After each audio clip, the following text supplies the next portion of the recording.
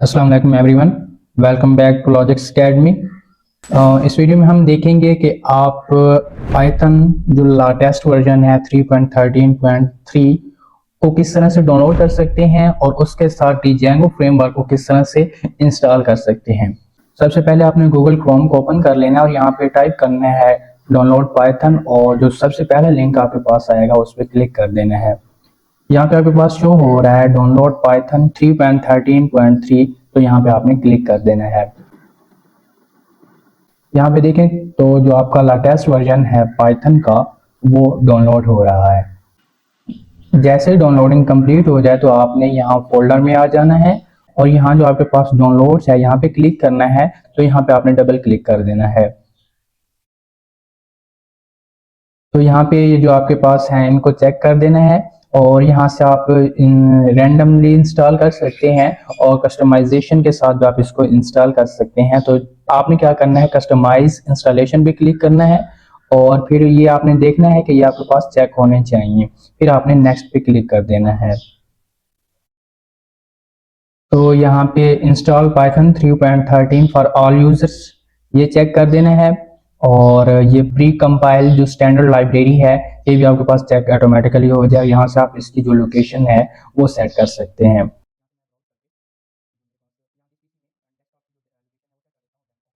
और फिर इंस्टॉल पे क्लिक कर देना है। यस पे क्लिक कर दें तो देन जो आपके पास पाइथन की इंस्टॉलेशन है वो स्टार्ट हो जाएगी। आपने थोड़ा सा वेट करना है। अब पाइथन की जो इंस्टॉलेशन थी वो कंप्लीट हो चुकी हुई है, तो यहाँ पे आपने क्लोज पे क्लिक कर देना है। अब हमने जो पाइथन डाउनलोड करना था वो हमने अब डाउनलोड कर लिया है और आप यहाँ से cmd कमांड से वो चेक भी कर सकते हैं। यहाँ पे py space hyphen hyphen version, ये देखिए पाइथन 3.13.3 जो है वो हमने डाउनलोड कर लिया हुआ है। ठीक है, अब यहाँ पे आप pip space hyphen hyphen version check करें तो आप यहाँ से जो pip वर्जन है 25.0.1 वो भी हमने डाउनलोड कर लिया हुआ है। अब नेक्स्ट जो स्टेप है वो हमने क्या करना है कि जो डिजेंगो फ्रेमवर्क है अब उसको हमने इंस्टॉल करना है। तो सबसे पहले आपने क्या करना है कि यहाँ पे एक न्यू फोल्डर क्रिएट कर लेना है। यहाँ पे आप उस फोल्डर का कोई सा भी नाम रख लें, डिजेंगो। ठीक है, ये मैंने नाम रख दिया है डिजेंगो, और आप इस पर डबल क्लिक करें और यहाँ पे आप क्लिक करें इसकी लोकेशन पे और यहाँ पे आप लिखें cmd और इंटर पे क्लिक करेंगे तो आपके पास जो cmd का इंटरफेस है या विंडो है वो आपके पास ओपन होके आ जाएगी। अब हमने क्या करना है कि कुछ स्टेप्स हैं आपने उनको केयरफुली फॉलो करना है। देन जो आपके पास डिजेंगो का इंस्टॉलेशन प्रोसेस है उसमें आपको कोई भी मसला नहीं आएगा। ठीक है, अब यहाँ पे कोई भी हमारे पास फोल्डर यहाँ पे नहीं बना हुआ वर्चुअल इन्वायरमेंट का, तो सबसे पहले यहाँ पे हमने एक वर्चुअल इन्वायरमेंट क्रिएट करना है। तो उसके लिए आपने यहाँ पे कमांड लिखनी है Python space hyphen m space virtual environment space, और यहाँ पे आपने क्या करना है कि जो आप यहाँ पे वर्चुअल इन्वायरमेंट क्रिएट कर रहे हैं उसका आपने यहाँ पे नाम लिखना है। कोई सा भी आप नाम लिख सकते हैं। यहाँ पे मैं नाम लिख रहा हूँ डिजेंगो और अंडरस्कोर इन्वायरमेंट। ठीक है, एंटर पे क्लिक कर देना है।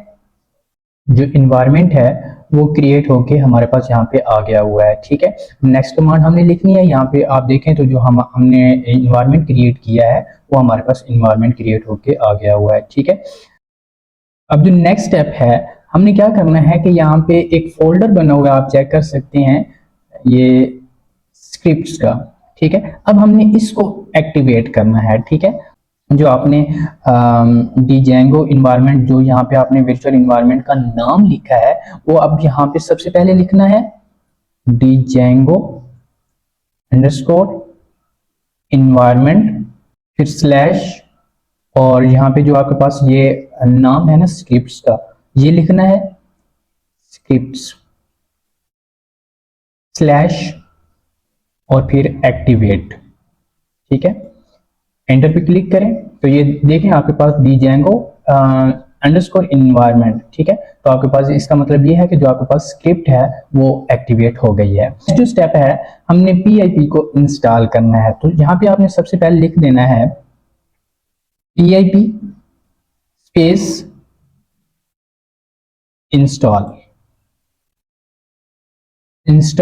Space django, PIP install django, ये कमांड लिखनी है। अब हम क्या करने जा रहे हैं कि जो django फ्रेमवर्क है, अब हमने सबसे पहले हमने पाइथन को डाउनलोड किया, उसके बाद हमने क्या किया, एक वर्चुअल इन्वायरमेंट बनाया, उसके बाद हमने क्या किया कि जो स्क्रिप्ट का फोल्डर था उसको हमने एक्टिवेट किया। नेक्स्ट जो स्टेप हम करने जा रहे हैं वो django को इंस्टॉल करना है। तो वो मैंने कमांड लिख दी है, जैसे ही मैं इंटर पे क्लिक करता हूं तो ये हमारे पास एरर देगा। जी हाँ, तो ये एरर किस लिए था? वो इसलिए था कि यहाँ पे हमने जो इंटरनेट कनेक्शन है वो हमने नहीं किया हुआ था।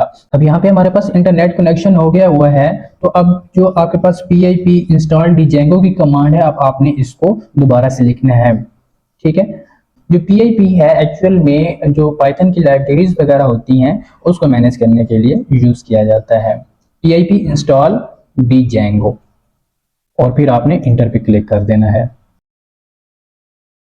अब जो आपके पास ये एरर आया था वो अब आपके पास एरर नहीं आएगा, आपने थोड़ा सा वेट करना है।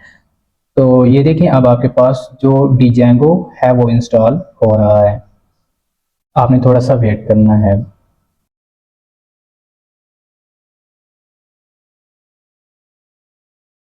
अब जो django है वो हमने इंस्टॉल कर लिया हुआ है। नेक्स्ट हम इसको वेरीफाई कर लेते हैं कि क्या हमारा जो django है वो इंस्टॉल हो चुका हुआ है या नहीं हुआ। तो उसके लिए आपने यहाँ पे कमांड लिखनी है django -admin और स्पेस वर्जन, ठीक है। तो ये देखें जो आपके पास django है 5.2.1 है वो इंस्टॉल हो चुका हुआ है, ठीक है। तो नेक्स्ट हम क्या करते हैं कि जो हमारा सबसे पहला प्रोजेक्ट है django में वो हम क्रिएट कर लेते हैं। तो उसके लिए आपने यहाँ पे लिखना है django -admin और स्टार्ट प्रोजेक्ट स्पेस। यहाँ पे आपने क्या करना है कि जो पहला प्रोजेक्ट है या जो भी प्रोजेक्ट है उस प्रोजेक्ट का नेम लिखना है। तो यहाँ पे मैं लिखता हूँ फर्स्ट अंडरस्कोर प्रोजेक्ट, एंटर करता हूँ।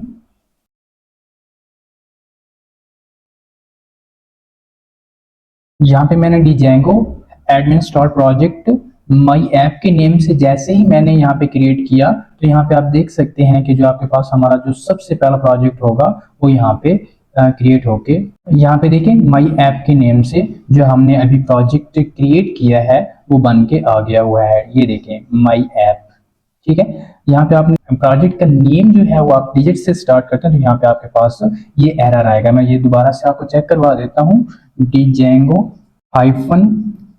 -admin स्टार्ट प्रोजेक्ट और यहाँ पे मैं लिखता हूँ सेकंड और अंडरस्कोर प्रोजेक्ट, ठीक है। जैसे मैं इंटर करता हूँ तो ये देखें second project is not a valid project name, ठीक है। तो यहाँ पे आपने जो प्रोजेक्ट का नेम लिखना है वो हमेशा जो स्टार्ट करना है लेटर से, डिजिट से स्टार्ट नहीं करना, किसी लेटर से स्टार्ट करना है, ठीक है। जो प्रोजेक्ट है उसको हम स्टार्ट कर लेते हैं। उसके लिए आपने यहाँ पे कमांड लिखनी है cd स्पेस जो हमने प्रोजेक्ट का नेम लिखा है माई ऐप के नेम से वो आपने लिखना है यहाँ पे माई और यहाँ पे अंडरस्कोर और यहाँ पे ऐप और एंटर पे क्लिक करेंगे।